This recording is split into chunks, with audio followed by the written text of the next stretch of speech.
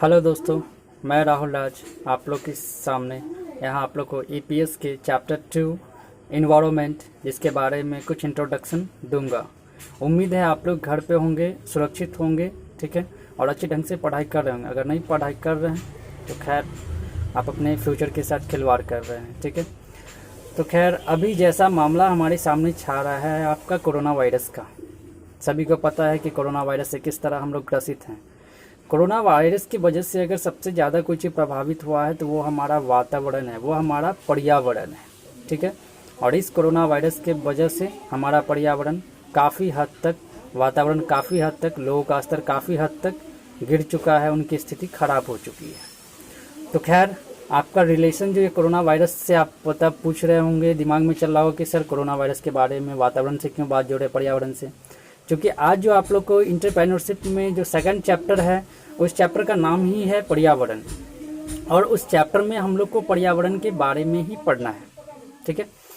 तो खैर question first आपका अराइज होता है कि पर्यावरण किसे कहते हैं। तो डेफिनेटली है कि हमारे चारों ओर कोई भी चीज़ जिनसे हमारा संबंध हो, चाहे वो प्रत्यक्ष रूप से हो अप्रत्यक्ष रूप से हो, ठीक है। तो वो सारी चीज़ें अगर आप अपने आसपास देखते हो तो आपको घर, पेड़ वगैरह कुछ भी बहुत सारी चीज़ें नज़र आती हैं जिनसे आप घिरे हुए हो, ठीक है। ये सारी चीज़ें जो आपके पास घिरी हुई है, ठीक है, इस स्थिति को ही हम क्या कहते हैं, पर्यावरण कहते हैं, ठीक है। तो इससे पहले चैप्टर में आपने पढ़ा था उद्यमी के बारे में कि उद्यमी किसे कहते हैं, और मैंने चैप्टर में बताया था कि उद्यमी वह होता है जिसके अंदर में खास खास विचार प्रकट होते रहते हैं, ठीक है, तरह तरह की आइडिया उनके दिमाग में चलती रहती है, ठीक है। तो वो उद्यमी तो इसी पर्यावरण में वर्क करेगा, वो उद्यमी इसी पर्यावरण में काम करेगा, ठीक है। अब वो उद्यमी के लिए भी पर्यावरण उतना ही मायने रखता होगा जितना हमारे जैसे आम इंसान के लिए मायने रखता होगा, ठीक है। तो खैर फर्स्ट क्वेश्चन आपका यही था कि पर्यावरण किसे कहते हैं। तो हम उसको डिफिनीशन कैसे करेंगे कि हमारे चारों ओर जो परिस्थितियां मौजूद हैं जिनसे हम घिरे हुए हैं, चाहे वो प्रत्यक्ष रूप से हो चाहे अप्रत्यक्ष रूप से, उस वातावरण को ही हम क्या कहते हैं, पर्यावरण कहते हैं, ठीक है। फिर नेक्स्ट क्वेश्चन आपसे पूछेगा कि पर्यावरण कितने प्रकार के होते हैं। हालांकि 5 क्लास 6 क्लास का क्वेश्चन सब है, ठीक है, लेकिन आप लोग को 12th में है तो इसे उद्यमी से जोड़ दिया गया है। तो पर्यावरण कितने तरह के होते हैं या कितने प्रकार के होते हैं, तो बड़ा सिंपल सा जवाब है कि पर्यावरण के 2 प्रकार होते हैं, ठीक। एक इंटरनल, एक एक्सटर्नल। इट मीन्स दैट एक आंतरिक पर्यावरण और सेकंड है आपका बाहरी पर्यावरण। तो हमने बोला कि पर्यावरण जो चैप्टर आपका उद्यमी से रिलेटेड है तो हम इसको डिफिनीशन भी उद्यमी से जोड़कर ही देंगे। तो पहला मैंने बोला आंतरिक पर्यावरण, इसमें आपको कहना है कि वैसा पर्यावरण जिसमें उद्यमी का सीधा सीधा नज़दीकी संबंध उनका होता है। क्या बोला मैंने कि वैसा पर्यावरण जिसमें उद्यमी का नियंत्रण जो होता है वो सीधा सीधा उनके व्यवसाय से होता है, ठीक है। तो इस तरह के पर्यावरण को हम क्या कहेंगे, आंतरिक पर्यावरण। इसके उल्टा बाहरी पर्यावरण में क्या होगा आपका कि वैसा पर्यावरण, ठीक है, जिसमें कोई उद्यमी का सीधा सीधा संबंध नहीं होता है, उनका उस पर नियंत्रण नहीं होता है, ठीक है। मतलब बाहर का है तो कैसे नियंत्रण होगा, बिल्कुल नहीं हो सकता है, ठीक है। और ना तो उसके साथ नज़दीकी का भी संबंध हो सकता है, ठीक है। तो दूर का संबंध हो और उस पर नियंत्रण अगर नहीं हो तो उस तरह के पर्यावरण को हम बोलेंगे बाहरी पर्यावरण, ठीक है। अब इसके साथ आपको नेक्स्ट क्वेश्चन है आपका, पर्यावरण के सूक्ष्म अध्ययन से आप क्या समझते हो, ठीक। सूक्ष्म अध्ययन मतलब बहुत ही गहराई से अध्ययन, ठीक है। तो सूक्ष्म अध्ययन वही है, उसका डेफिनेशन भी कि पर्यावरण का सूक्ष्म अध्ययन का मतलब होता है पर्यावरण के बारे में बहुत ही गहराई से जानना, समझना, उसका बहुत ही सूक्ष्म परिशिक्षण करना। अब इसको कैसे हम बता सकते हैं कि पर्यावरण का सर गहराई से जांच कैसे होता है। तो आप एक डॉक्टर को देखते होंगे, जो अच्छा डॉक्टर होता है, जिसकी नाम चलती है, रेपुटेशन चलती है मार्केट में, ठीक है, वो डॉक्टर क्या करता है, एक छोटा सा अगर आपको सर भी दर्द कर रहा है, एक फीवर भी है, तो 1-2 तरह का जांच कराता है। हालांकि हम लोग के समाज में लोग समझते हैं कि जांच कराने का मतलब ये होता है कि डॉक्टर हमसे पैसा हटना चाहता है, बट ये बात बहुत कम सच है। सच्चाई ये है कि डॉक्टर ये जानना चाहता है उस टेस्ट के बहाने कि क्या हमें सर दर्द के साथ साथ कोई और भी बीमारी तो नहीं।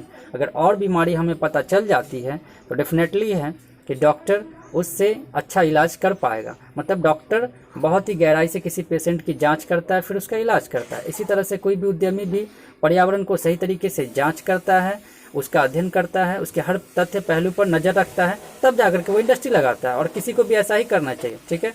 स्टूडेंट लाइफ में भी करना चाहिए सूक्ष्म अध्ययन, अध्ययन नहीं सूक्ष्म अध्ययन कीजिए। किसी भी सब्जेक्ट का बहुत ही गहराई से अध्ययन कीजिए, तभी आप उस सब्जेक्ट के पारंगत हो सकते हैं। तो सूक्ष्म अध्ययन का वही मतलब हुआ कि पर्यावरण को बहुत ही बेहतरीन ढंग से, बहुत ही गहराई ढंग से अध्ययन करना ही क्या कहलाता है, सूक्ष्म अध्ययन। और ये डॉक्टर वाला एग्जाम्पल आपको लगा देना है, ठीक है। अगला जो क्वेश्चन आपका है, ठीक है, कि पर्यावरण का, ठीक है, सूक्ष्म अध्ययन क्यों आवश्यक है, आखिर क्यों करते हैं ऐसा, ठीक है। तो पर्यावरण का सूक्ष्म अध्ययन बहुत कारणों से आवश्यक हो जाता है, ठीक है। पर्यावरण का सूक्ष्म अध्ययन बहुत कारणों से आवश्यक हो जाता है, जिसमें से आपका पहला है कि उद्यमी जो भी काम करेगा उसके लिए जो संसाधन वो जुटाएगा, संसाधन का मतलब स्रोत जो जुटाएगा वो, ठीक है, उस सारे स्रोतों का सही ढंग से वो यूज कर पाएगा, ठीक है। अगर उसके पास सोर्स है, उसको पता ही नहीं कि कैसे यूज करेंगे, तो वो नहीं कर पाएगा। उसके बाद आपका है कि जितने भी संसाधन उसके पास अवेलेबल है, जितने भी चीज उसके पास अवेलेबल है, ठीक है, वो कचरे से भी, ठीक है, मतलब कैसा भी संसाधन हो उससे वो व्यापार कर लेता है। एक सफल उद्यमी की यही पहचान है कि व्यापारी के बारे में कहा जाता है कि व्यापारी का खाल भी बिकता है, व्यापारी की एक बाल भी बिकती है, बस आइडिया होना चाहिए कि कैसे बेचना है। तो संसाधन का सही ढंग से यूज करना उद्यमी तभी जानता है जब वो पर्यावरण का सूक्ष्म अध्ययन करता होगा बहुत गहराई से। उसके बाद आपका है कि नए नए जो मार्केट में जो उत्पाद आते हैं, प्रोडक्ट आते हैं, ठीक है, आज जैसे डिज़ाइन का, कल उस डिज़ाइन का, परसों से भी अच्छे, परसों से उससे भी अच्छे, इस तरह से डिज़ाइनिंग बदलती जाती है, रंग कलर बदलते जाते हैं। ये सब हमारे माइंड का नहीं है, उस उद्यमी के माइंड का वो। और साथ में उद्यमी क्या कर सकता है, ठीक है, नई नई टेक्नोलॉजी के साथ प्रोडक्ट बनाना, वो सारी चीज़ें कर सकता है। और हम देखते भी है, ठीक है, हमारे आसपास जो भी चीज़ मिलती है हमेशा वो रिन्यूअल होते चला जाता है, ठीक है, नए नए प्रोडक्ट्स आते रहते हैं, ठीक है। आज उसके मैंने फ्रेंड्स के पास देख लिया किस तरह के मोबाइल है उसके पास, ठीक है, मेरी भी इच्छा हुई कि मैं उस तरह का मोबाइल ले लूँ, लेकिन संजोग बस 2-4 दिन 5 दिन मैं नहीं ले सका, और 5 दिन के बाद पता क्या चला कि उससे भी बेटर मोबाइल मार्केट में आ गया। अब जब मैं वो मोबाइल लूँगा, जब मैं वो चीज़ें लूँगा, तो जिस दोस्त को देख करके मैं ये सोच रहा था कि उसके जैसा लूँगा, वो दोस्त सोचेगा कि काश मैं इनके जैसा लूँ। ये उद्यमी का बड़ा लोचा है भाई, ठीक है, हमेशा वो नए नए चीज़ें रिनोवेट करता रहता है, चाहे वो कार, ऑटोमोबाइल सेक्टर हो, चाहे मोबाइल हो, लैपटॉप हो, आपकी जितनी भी ज़रूरत की चीज़ें हैं ना, वो हमेशा क्या करता रहता है, उसमें कुछ ना कुछ चेंजिंग करते रहता है। तो आपका जो क्वेश्चन था कि पर्यावरण का सूक्ष्म अध्ययन क्यों आवश्यक है, तो इसी सब चीज़ के लिए आवश्यक है कि अगर आप इंटरप्रेन्योर बनना चाहते हो, कोई बिजनेस करना चाहते हो, ठीक है, तो सिर्फ पैसा फंसाने से काम नहीं चलेगा, पैसे के साथ साथ माइंड भी लगाना पड़ता है, क्योंकि पैसा से पैसा कमाना है तो लोगों को देखना पड़ता है, कस्टमर का स्वभाव देखना पड़ता है कि वो क्या खरीदना चाहता है, वो क्या करना चाहता है, मार्केट में किस तरह की टेक्निक आ रही है, लोगों को क्या जरूरी है, ठीक है, लोगों को इससे अच्छा डिजाइनिंग क्या हम दे सकते हैं, ठीक है, वो सारी चीज़ें तभी संभव है जब पर्यावरण का सूक्ष्म अध्ययन किया जाए, और ये उद्यमी करते हैं, तभी हमारे पास आसपास नए नई चीज़ें मौजूद मिलती हैं बाजार में, ठीक है, और अच्छी अट्रैक्टिव होती है वो। चलिए, इसके बाद अब आपका हो जाता है कि हम जो ये सूक्ष्म अध्ययन पर्यावरण का करते हैं, इसमें से कौन कौन से घटक शामिल होते हैं, ठीक है, या कौन कौन से घटक इस पर प्रभाव डालते हैं। तो बड़ा सिंपल है, आप अपने मन से भी बोल सकते हैं, ठीक है, वैसे सुनिए आप, ठीक है, कि कौन कौन से घटक होते हैं। तो सबसे पहली बात, तो बिजनेस कर रहे हैं कोई भी चीज़ का, तो अर्थव्यवस्था, पैसा का ज़्यादा महत्व है, ठीक है, तो पहला घटक मेरा आर्थिक घटक हो जाएगा। दूसरा, समाज कैसा है, देश का स्थिति कैसा है, तो सामाजिक घटक। तीसरा, वहाँ के नेता कैसा है, बिजनेस करने देगा, इंडस्ट्री बैठाने देगा कि खाली भ्रष्टाचार में कहेगा भाई हमको कमीशन दो, हमको कमीशन दो, हमको कमीशन दो। तो तीसरा, राजनेता सब राजनीतिक घटक करेगा, ठीक है। चौथा, आपके तरह ही कोई कंपनी और भी स्थापित कर चुका होगा, ऐसे नहीं कि आप एक लौते कंपनी होगे जो बैठे होगे बाजार में कि भाई सब चीज़ मेरा ही बिकेगा। वहाँ पर हो जाती है प्रतियोगिता उस कंपनी से आपकी, तो प्रतियोगी घटक भी होगा। और साथ में कौन कौन से घटक होंगे, आप जो सामान जो बनाओगे उसे सेल करोगे मार्केट में, तो क्या सारा कस्टमर आप ले लेगा सामान, क्या नहीं ना लेगा, ठीक है। वो सबसे पहले बात आपके उस सामान की क्वालिटी देखेगा, क्वांटिटी देखेगा, इसमें ग्राहक भी बहुत अहम भूमिका रोल अदा करता है, ठीक है। तो इसमें जो हो जाएगा, तो जैसा हमने कि देखा कि हमारे पर्यावरण को प्रभावित करने वाले ढेरों सारे घटक हैं। आर्थिक घटक था, सामाजिक घटक था, राजनीतिक घटक था, हमारा प्रतियोगिता था, और ग्राहक को जैसा सामान पसंद पड़ेगा वो उसी दुकान में जाएगा। ग्राहक के बारे में लिखना पड़ेगा इसमें, ठीक है। प्रतियोगिता में अगर आपकी कंपनी अगर किसी के साथ कंपटीशन करती है तो वो कंपटीशन में अगर आप जीतना चाहते हो तो आपको उस कंपटीशन से बेहतर प्रोडक्ट देना पड़ेगा, ठीक है। सामाजिक घटक के बारे में बोले कि हमारे समाज कैसा है, किस चीज़ों को पसंद करता है, नहीं पसंद करता है खरीदना, उस पर भी ध्यान देना पड़ेगा। राजनीतिक घटक में बोले सरकार अगर अच्छी रहेगी, ठीक है, आपके साथ देगी, बिजनेसमैन सब साथ देगी तो वो बिजनेस अच्छा से चलेगा। अदरवाइज फ्लॉप कर सकता है, तो वो राजनीतिक घटक भी मायने रखता है, ठीक है। और सबसे मेन जो पहले मैंने आपको बताया था, सबसे पहला आर्थिक घटक, ठीक है। इस आर्थिक घटक को हम गौर से अगर देखना चाहेंगे तो आर्थिक घटक में बहुत सारी बातें आती है। आर्थिक घटक में सबसे पहला होता है व्यवसाय की प्रकृति, बिजनेस का नेचर। छोटा व्यापारी छोटा व्यापार करेगा, जितना पैसा रहेगा उतना ही, ठीक है। सेकंड पॉइंट उसका बनेगा आर्थिक नीति। आर्थिक नीति सरकार तय करती है, ठीक है। अगर बिजनेसमैन सबके पक्ष में करती है तो उस देश की आर्थिक नीति अच्छी होगी, ठीक है। थर्ड आपका होता है कि ब्याज दर में कमी, इंटरेस्ट रेट में कमी हो जाना, ठीक है। अगर बैंक कम रेट पर ब्याज देती है तो बिजनेसमैन लोन लेंगे और तरह तरह के बिजनेस एस्टेब्लिश करेंगे।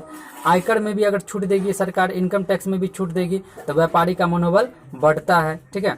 और बाजार की स्थिति, बाजार कैसा है नहीं है, ये सब सारा का सारा आर्थिक घटक के अंतर्गत आता है, ठीक है। तो आर्थिक घटक के अंतर्गत इतने सारे पॉइंट आते हैं। व्यवसाय की प्रकृति क्या है, उसके साथ साथ आपका बाजार की स्थिति क्या है, आर्थिक नीति सरकार की कैसे तैयार थी, ठीक है। साथ में ब्याज दर में एक कमी देता है कि नहीं देता है बैंक, और इनकम टैक्स में सरकार छूट देती है कि नहीं छूट देती है, सारे पॉइंट घटक के अंतर्गत आएंगे, ठीक है। आंतरिक उद्यमिता वातावरण के बारे में पूछेगा तो उद्यमिता वातावरण दो तरह के हो सकते हैं, आंतरिक वातावरण और बाहरी वातावरण, ठीक है।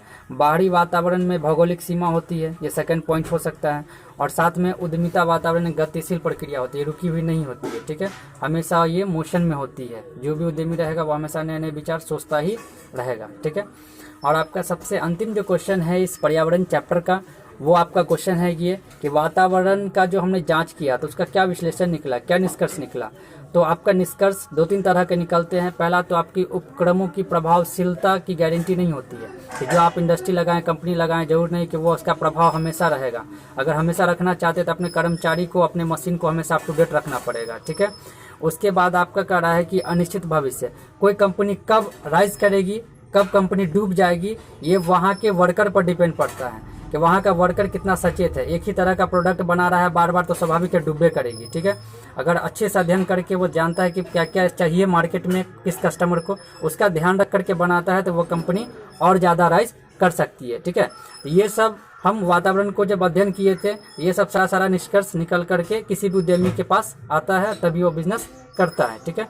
अब मैं इससे आगे आप लोग को अगले चैप्टर में मिलूंगा। उम्मीद है कि आप लोग ये सारा चैप्टर अच्छे ढंग से पढ़े होंगे, ठीक है, और समझ रहे होंगे कि आज पर्यावरण चैप्टर चला दो तरह से था, आंतरिक पर्यावरण, बाहरी पर्यावरण। हमने ये देखा कि पर्यावरण का अध्ययन क्यों आवश्यक है, ठीक है, सूक्ष्म अध्ययन क्यों करते हैं। हमने ये देखा कि हमारे पर्यावरण को घटक कौन कौन से जो प्रभावित करते हैं। हमने ये देखा कि उद्यमिता वातावरण किसे कहते हैं, और जो हमने वातावरण का अध्ययन किया था उसका विश्लेषण क्या क्या निकला, ठीक है। ये सारा सवाल आपको हम नोट्स के माध्यम से दे देंगे, ठीक है, और आपको याद कर लेना है उनको, ठीक है, ठीक है। और साथ में यही मैं आपसे दरख्वास्त करूंगा कि कृपया करके घर की सीमा को न लांघिएगा, ठीक है। कोरोना से डरना है, कोरोना से लड़ना है, ठीक है, और मिलजुल करके साथ में इस चीज़ को फॉलो करना है। सोशल डिस्टेंसिंग का पालन करें, ठीक है, बार बार अपने हैंड को वॉश करें, ठीक है, और ये हमारी प्रथा रही है, ठीक है। तभी हम सुरक्षित रहेंगे, और सुरक्षित रहेंगे तो हम और आप इसी तरह से मैं पढ़ाऊँगा और आप पढ़ते जाएंगे, ठीक है। हमें भी अच्छा लगेगा और आपको भी अच्छा लगेगा, ठीक है, क्योंकि ये हमारे देश के लिए अभी सबसे ज़्यादा ज़रूरी है सुरक्षित रहना, घर में रहना, stay home, stay safe and fight against corona. Okay bye, और मैं आपसे फिर से मिलूँगा अगले वीडियो के साथ, और सुरक्षित रहें यही कामना मैं भी करता हूँ और आप भी मेरे लिए वही कामना करें। Okay bye.